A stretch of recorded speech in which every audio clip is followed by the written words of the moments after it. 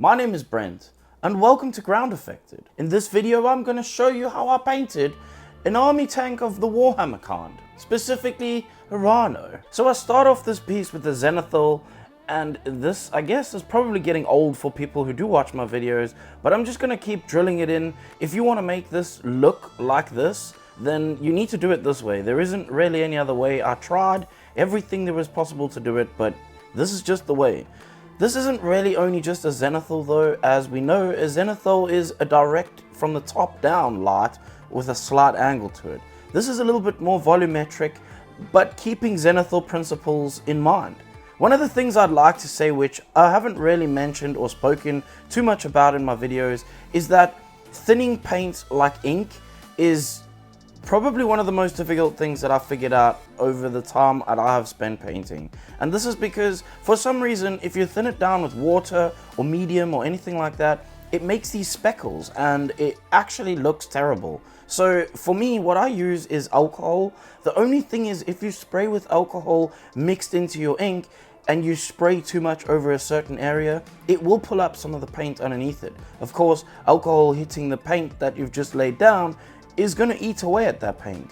But I've noticed that this gives me a much smoother look.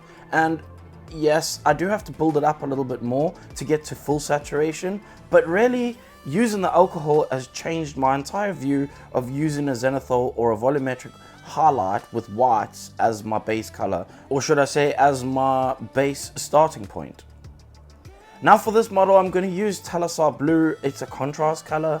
I've used this in many of my videos painting ultramarines before, and I basically just stole this straight out of El Miniaturista's one of his videos, and pretty much you just spray it over the top. I do thin it down, however. You can spray this neat straight through the airbrush, but I found that thinning it down allows me a little bit more control over the blue and the brightness or intensity of it, should we say. So obviously if you spray it down in a thinner layer over the top, you've got white underneath, so it kind of desaturates the blue. And this is quite good for if you're trying to create volumes with the color. You can use that to your advantage and maybe make certain areas a little bit more desaturated and highlighted. But in general, I use it quite thin, and I do tend to spray a fairly even coat over the model. I do kind of leave some of the highlights a little bit lighter, but mostly it's an even coat over the whole model.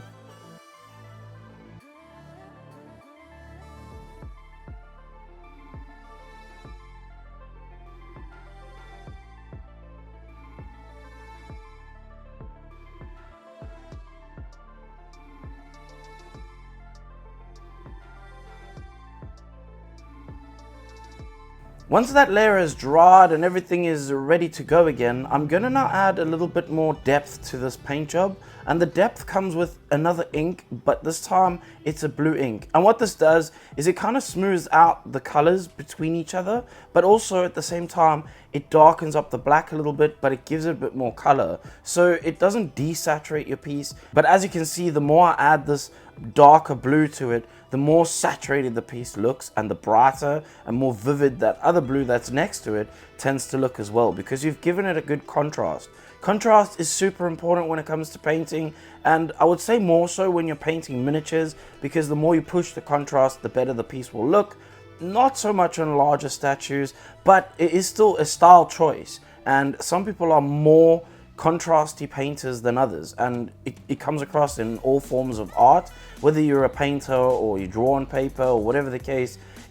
This is a form of your style. So how much contrast you choose to use is something that you will develop over time as part of your style of painting.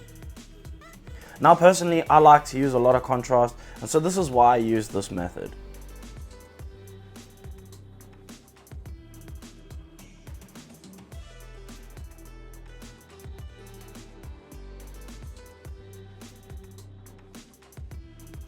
Then it's time to add the decals. I've been over this in multiple videos. If you haven't got a single clue on how to do this, there are plenty of videos where I've explained this in the videos. But basically, the rough, easy version is that you cut these things out of the piece of paper that they come on. You stick it in a cup of water and it like floats off of the piece of paper eventually. You pick it up with tweezers because your fingers are too fat and can't do it properly. And then you use this stuff, which is like a decal set, sometimes called microsol, micro set, stuff like that. It basically smells like vinegar and stinks, but it softens the decals and they just flatten down. It takes a few minutes, but once they flatten down, you can then spray a clear coat over the top to seal it in, as well as to hide the clear part of those decals, because it just kind of puts a layer over the top. Those decals are a bit shiny, and the matte clear over the top just sets them into the paint and makes it look like part of the model. Then it's time to add my highlights, and in general people absolutely hate when I use white highlights, but I'm going to use them anyway. It's really not white, it's actually like an off-white, almost actually really tan in color, but it works so well on this color scheme that I just use it anyway. In my own style of art, I like things to be super contrasty, I like things to stand out, I like sharp edges, I like things to look fully rendered, and this is why I use this in my own painting style. I go over the whole model, being careful to pay as much attention to the higher or upper highlights, a little bit more to them than I do to the lower highlights, but I still do pretty much cover every single angle that there is on this model. Every line that I possibly can, I gave it a white highlight, as much as I felt like doing, really, because this is a lazy man's game, and depending on how lazy you are is going to depend on how much edge highlighting you're going to put on your model.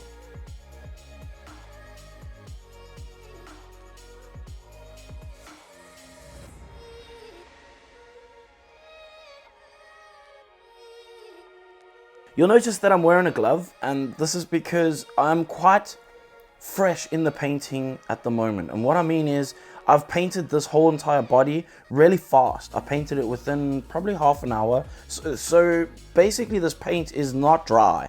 It is dry, but any of the oils on my hand is 100% going to affect the paint. And the last thing I want is a load of edges coming off, because I just used my fat fingers to wipe them off. So in order to prevent that, I just wear a glove. You can wear any glove to do this, but I'm using my nitrile gloves. These are the ones I use to paint as well as tattoo with. And I also use these to take resin out of the resin vats and touch poisonous things when I need to touch poisonous things.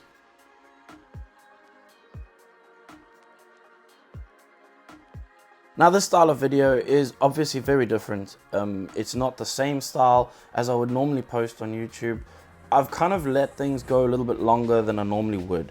This is something that would be super boring for most people to watch, but if you're interested in it, you are more than happy to watch through all my processes.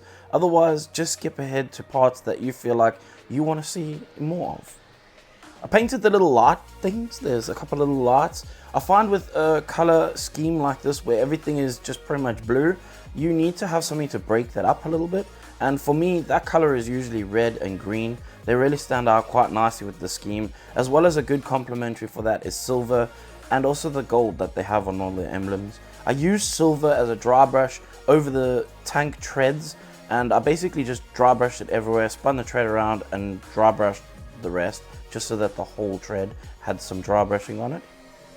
And then I worked on the cool little banner that's on the door, which I tried to paint something on it and it looked terrible, so I ended up not doing that.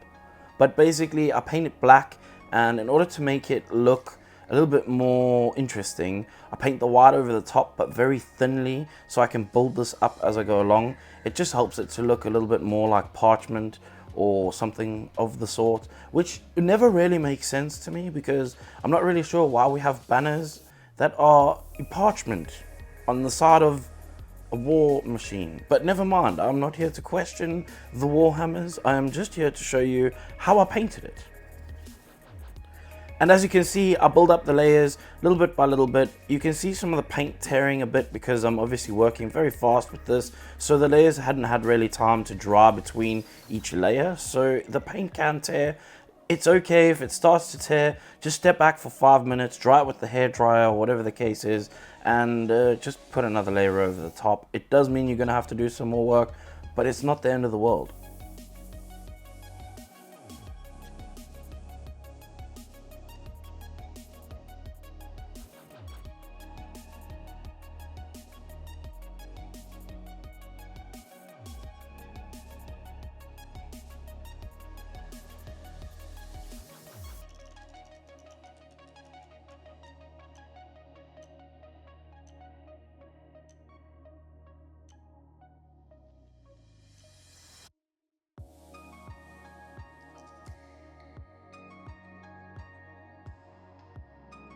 Now, in order to make this tank kind of look a little bit more like it's actually driving around and not just a really pristine looking out the factory fresh machine, I needed to add a little bit of mud to it. So I decided to test out this wet mud from Ammo by Mig, and I'm not really so sure on it.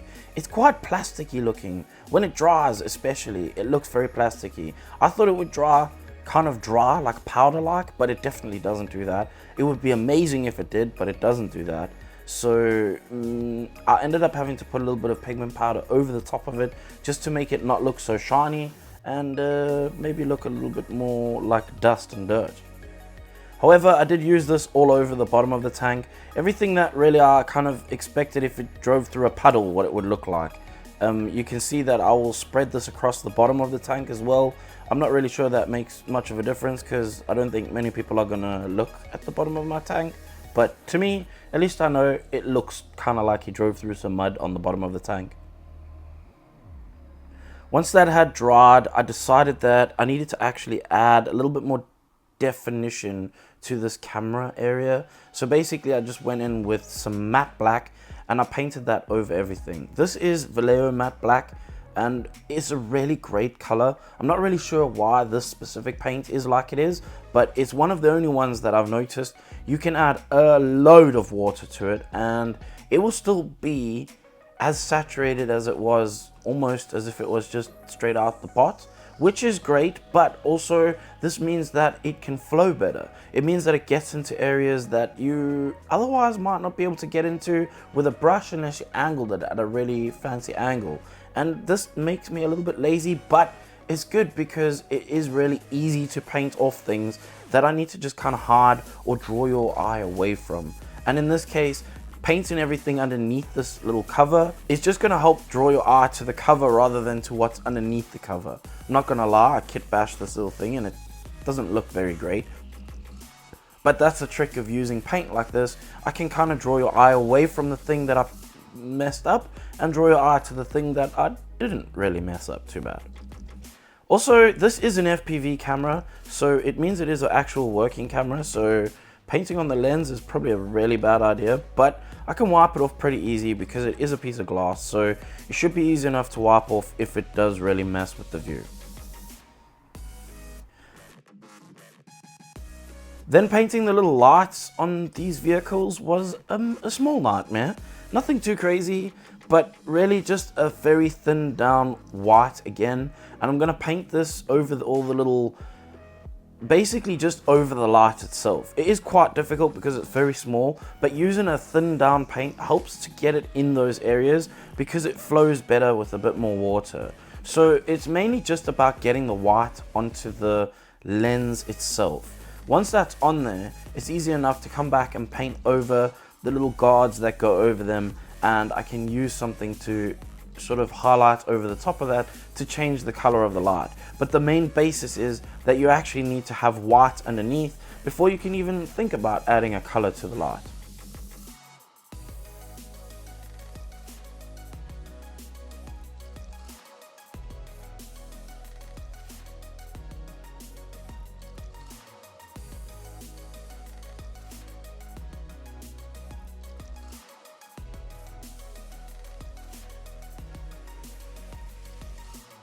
And like I said, once I had managed to get all the white down and at least to a satisfactory level, it doesn't have to be perfect because you are going to spray a color over the top of this. It just needs to be light enough for the color to show through.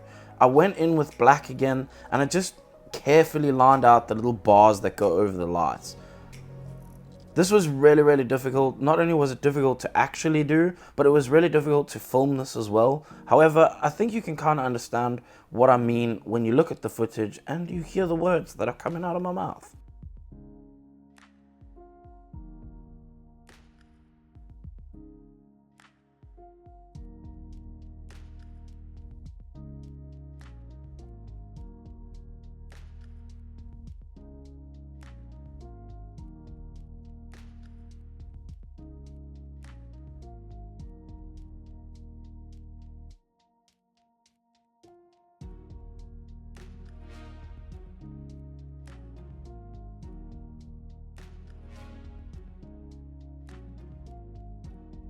Once I had gotten over that struggle, I then used a little bit of this brand new yellow from Games Workshop in their contrast series, and I just airbrushed that neat through the airbrush just over the top of the lights, just to create a little bit of a yellow glow around the light itself, as well as just around the area in the nearest vicinity of the light.